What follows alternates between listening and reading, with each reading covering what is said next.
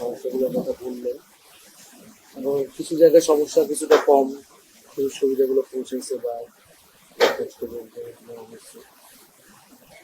তো আমরা যখন সরকারও ছিলাম, আমরা আমাদের যারা ছাত্ররা পক্ষ হয়ে গেছে, আমাদের জায়গা থেকে আমরা বিভিন্ন উদ্যোগ নেওয়ার ক্ষেত্রে প্রেশারাইজ করছি সর্বোচ্চভাবে। কিন্তু দেখা গেছে সরকারের উদ্যোগগুলা মাঠ পর্যায়ে পর্যন্ত পৌঁছায় নাই বা পৌঁছাইতে দেরি করছে, বা সেইখানে অনেক ধরনের ঝামেলা আসলে, কারণ এখনো প্রশাসনের বিভিন্ন জায়গায় আসলে স্বৈরাচারের দোসররা আছে এবং ফলে শহীদ পরিবাররা যে সম্মান পাওয়ার কথা সেইটা আসলে বিভিন্ন জায়গায় আমরা শুনি অভিযোগগুলো।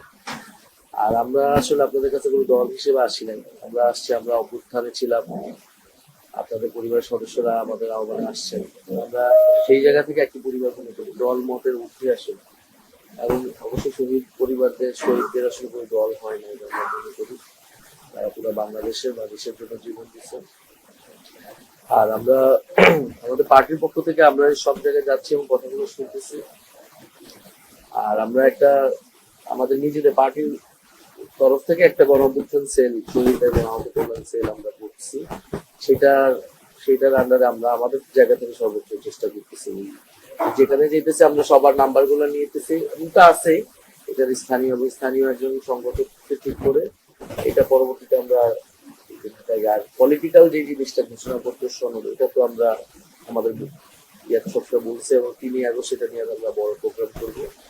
5 আগস্টের মধ্যেই সরকার যাতে সরকারও বলছে যে তারা দিবে সনদ এবং ঘোষণাপত্র অবশ্যই নতুন সংবিধানে থাকবে, সংবিধানের ফলে জুলাইয়ের এটা সাংবিধানিক একটা ভিত্তি পাবে।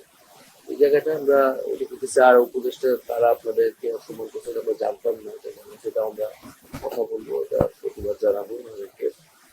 আর সর্বোপরি আপনাদের কাছ থেকে আমরা দোয়া চাই, আমরা ভালোভাবে আমরা চলতে পারি, আমরাও সফল হইতে পারি। আপনারা আমাদের জন্য, আপনাদের দোয়া আমাদের জন্য সবচেয়ে গুরুত্বপূর্ণ আর কি। তো আমাদের জন্য দোয়া করবেন, আমরা আপনাদের জন্য চেষ্টা করবো। এখানে হচ্ছে সবার নাম্বার গুলা যারা আসছেন আর একজন সংগঠন, ঠিক আছে, প্রত্যেকটা জায়গায় আমরা টিম করতেছি সমস্যা এগুলো দেখা হয়। তো আজকে আমরা রাঙামাটি যাবো প্রোগ্রাম, আমরা অনেক ডিফিকাল্টির মধ্যে আছি, একটা দেখছেন আপনারা, বিভিন্ন জায়গায় বাধা আসতেছে নানাভাবে। তো আমাদের জন্য দোয়া করবেন যাতে আমরা সত্যি হতে পারি।